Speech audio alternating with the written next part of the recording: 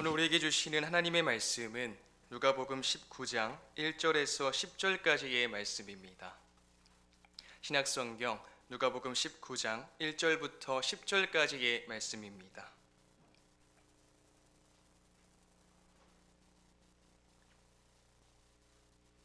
하나님의 말씀을 저와 여러분이 한 절씩 교독하겠습니다.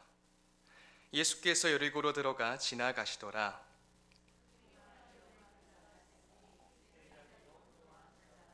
그가 예수께서 어떠한 사람인가 하여 보고자 하되 키가 작고 사람이 많아 할 수 없어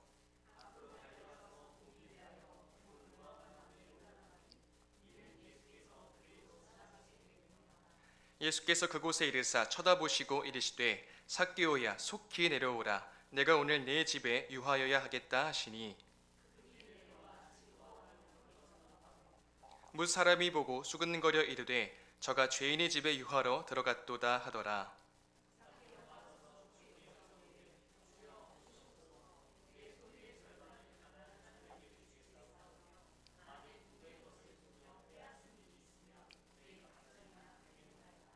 예수께서 이르시되 오늘 구원이 이 집에 이르렀으니 이 사람도 아브라함의 자손이미로다. 다 같이 읽겠습니다.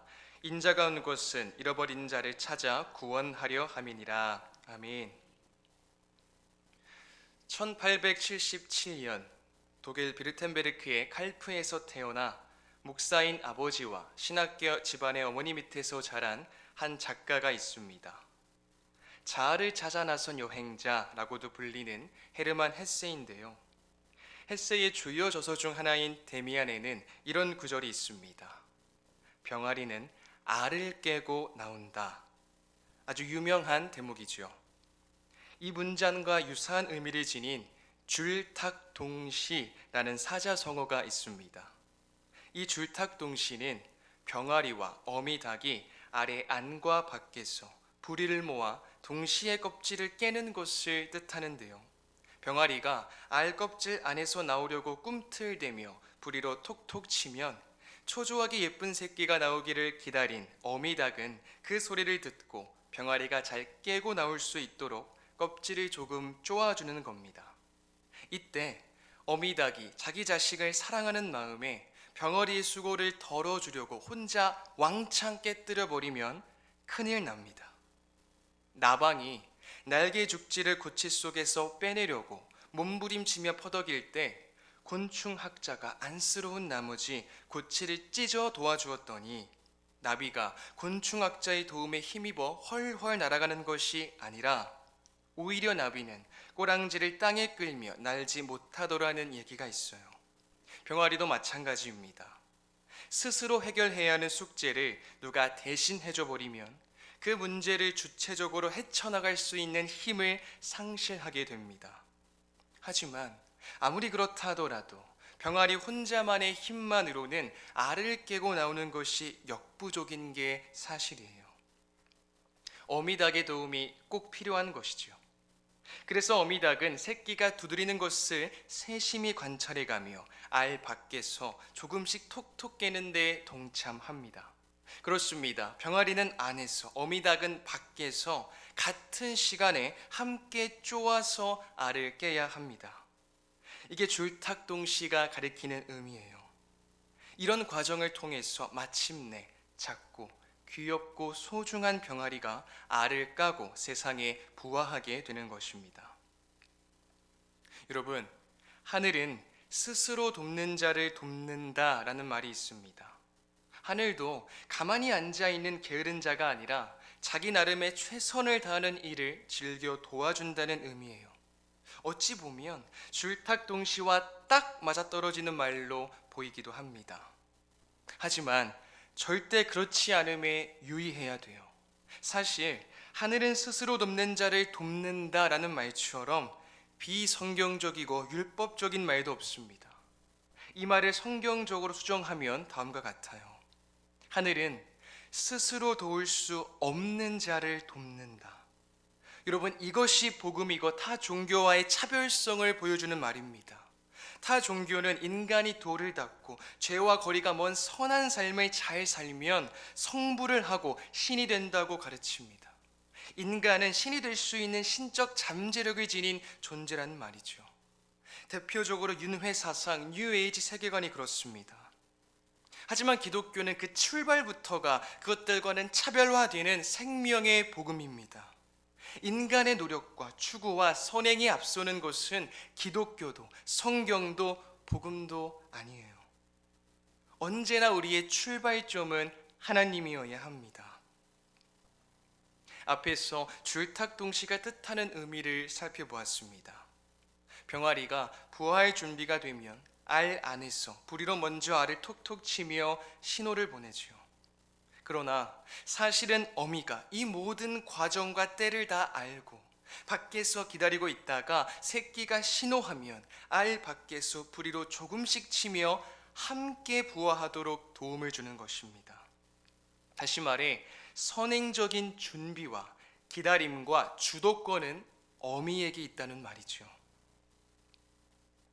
누가복음 15장에 보면 둘째 아들 곧 탕자가 아버지 품을 떠나 본인이 하고 싶은 대로 자신의 욕심과 만족만을 위해서 허랑방탕하게 방종한 삶을 살아갑니다. 허망한 시간을 보내며 세월을 낭비하다가 모든 소유가 다 떨어지게 돼요. 그제서야 둘째 아들은 아버지 집으로 다시 돌아가게 됩니다. 이때 이 둘째 아들을 맞이하는 아버지의 모습을 주목할 필요가 있습니다. 누가복음 15장 20절 말씀인데요. 우리 함께 읽겠습니다. 시작. 이에 일어나서 아버지께로 돌아가니라. 아직도 거리가 먼데 아버지가 그를 보고 측은히 여겨 달려가 목을 안고 입을 맞추니. 아멘. 20절을 보면 이에 일어나서 아버지께로 돌아가니라. 아직도 거리가 먼데 아버지가 그를 보고 측은히 여겨 달려가 목을 안고 입을 맞추니라고 되어 있습니다. 아버지께로 돌아가는 아들의 모습이 선행적으로 보이지만 사실은 아버지야말로 이 아들이 집을 나간 그날부터 계속 목을 길게 빼고 이제나 저제나 아들이 집으로 아버지 품으로 다시 돌아오기만을 기다려왔음을 알 수 있습니다. 여러분, 이것이 바로 우리를 하나님 나라의 백성, 주님의 자녀로 삼아주사 친히 우리의 아버지가 되시는 창조주 하나님의 선행적인 예비하심과 기다리심입니다. 오늘 우리가 함께 읽은 본문 속에도 이와 아주 흡사한 상황을 관찰할 수 있습니다. 먼저 오늘 본문 2절 말씀을 우리 함께 읽겠습니다. 시작. 삭개오라 이름하는 자가 있으니 세리장이요 또한 부자라. 삭개오라는 인물이 등장합니다. 말씀을 보니까요, 그는 세리장이고 또한 부자라고 해요. 얼핏 보면 세리들의 장이고 부자라고 하니 이 삭개오의 삶은 참으로 부유하고 평온하며 권위가 있었겠구나 생각할 수도 있습니다. 물론 물질적인 부분에 있어서는 전혀 어려움 없이 풍족하게 살았을 거예요. 하지만 당시 세리라는 직업은 로마 정부에 협력하며 자기 부를 축적하기 위해서 부당하게 많은 세금을 징수하여 착복했습니다. 때문에 많은 유대인과 이방인들에게 극심한 미움과 멸시를 받았어요. 7절에서는 이렇게 말씀합니다. 뭇 사람이 보고 수근거려 이르되 저가 죄인의 집에 유하러 들어갔도다 하더라. 여리고에 모인 많은 사람이 삭개오를 가리켜 죄인이라고 말합니다. 세리장이었던 삭개오의 평판, 그를 바라보는 사회적 시선이 어떠했는지가 여실히 드러나죠. 그런데 삭개오는 자신을 향한 사람들의 시선 따위는 전혀 신경 쓰지 않습니다. 지금 그에게 가장 중요한 것은 예수님이라고 하는 분이 도대체 어떠한 분이신가 직접 눈으로 보고 대화도 나누고 가능하다면 집으로 초청해 식사 교제를 함께하는 것이었어요. 오늘 본문 3절과 4절 말씀을 함께 읽겠습니다. 시작.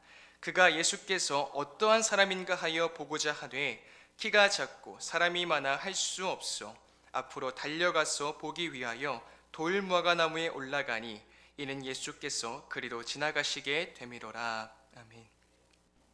개인주의와 메타버스 시대 속에 살고 있는 우리에게는 같이 대면으로 만나 밥을 먹고 눈을 맞추며 대화를 나누는 행위에 대한 가치와 필요성이 점차 줄어들고 있지만, 삭개오가 살았던 당시의 문화적 상황에서 식사 교제는 당대 사회 공동체 속에서 굉장히 중요하고 가치 있는 시간이었습니다.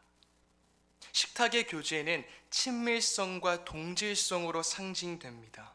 즉, 나그네나 이웃을 초대하여 함께 식탁에 앉아 식사의 교제를 나눈다는 것은 그와 격이 없는 사이요 강한 유대감으로 맺어져 있음을 의미했고, 때로는 즐거운 잔치의 자리를 뜻하기도 했습니다. 또한 고대 세계에서 식탁에서의 나눔은 동일한 목적을 가진 공동체가 하나됨을 확인하는 자리 중에 하나였어요. 이러한 삭개오의 간절한 마음을 예수님께서는 단번에 헤아려 주십니다.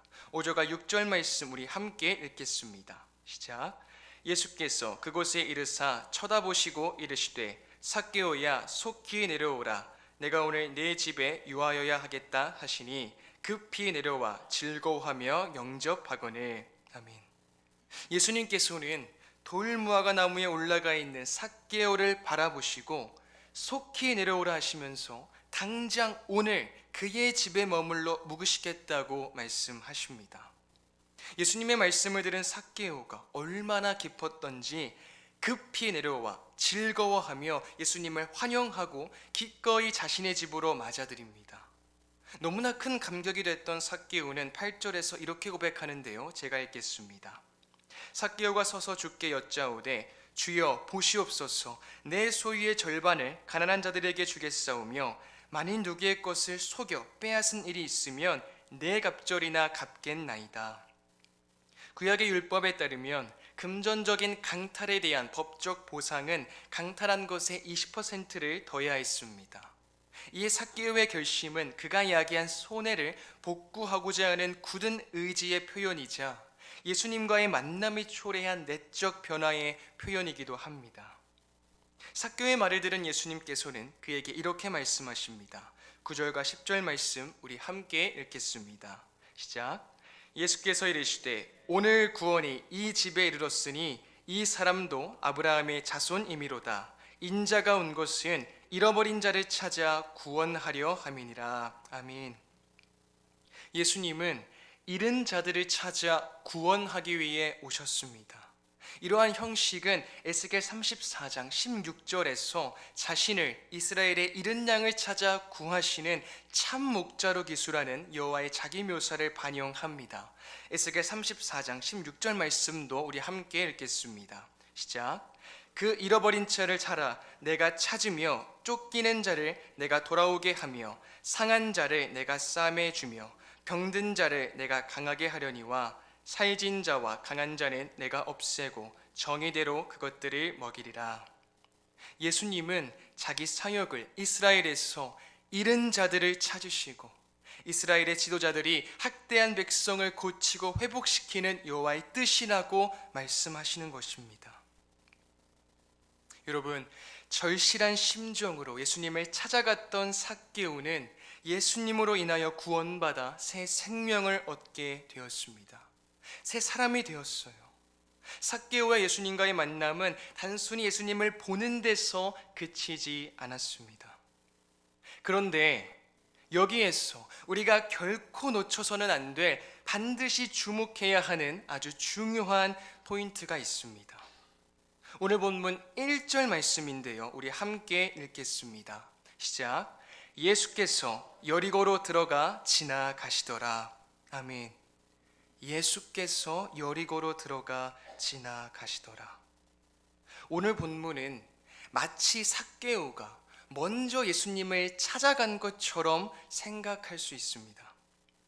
하지만 여리고라 하는 동네에 잃어버린 불쌍한 한 영혼인 삭개오를 미리 아시고 긍휼히 여기셔서 먼저 출발하신 분, 먼저 삭개오를 찾아가신 분은 바로 예수님이십니다.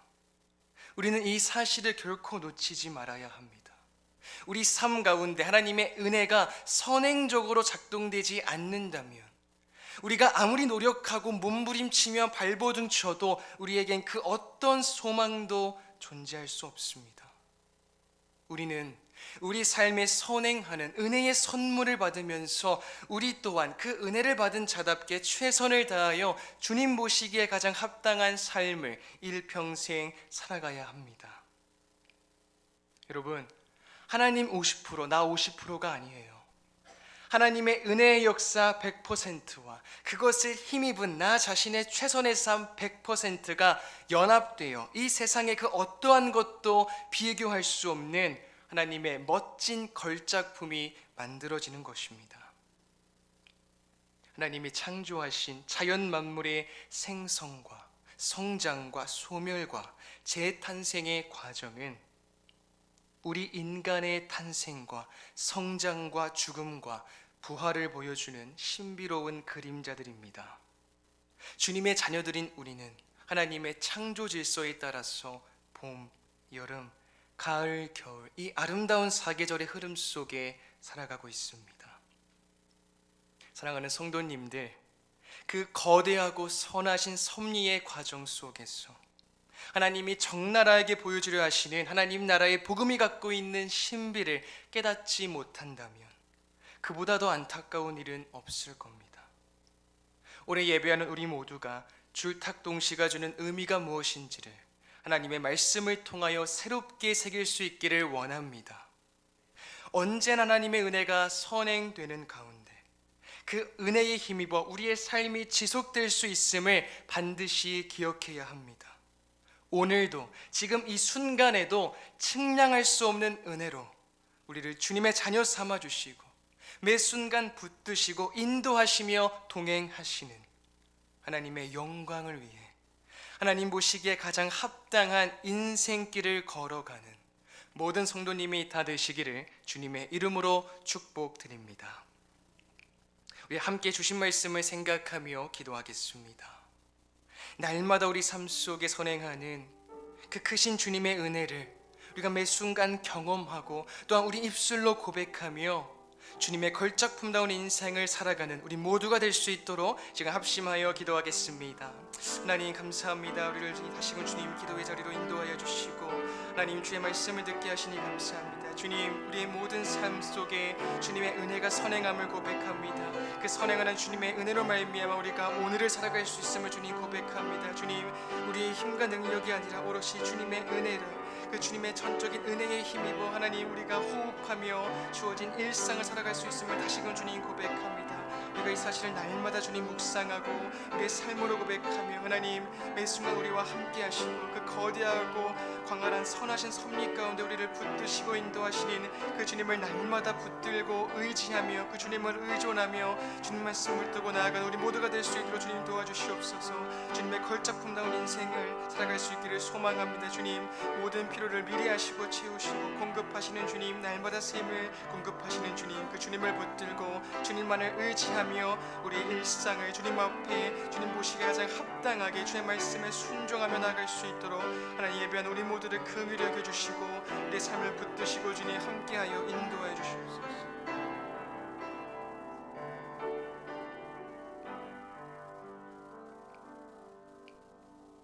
다 함께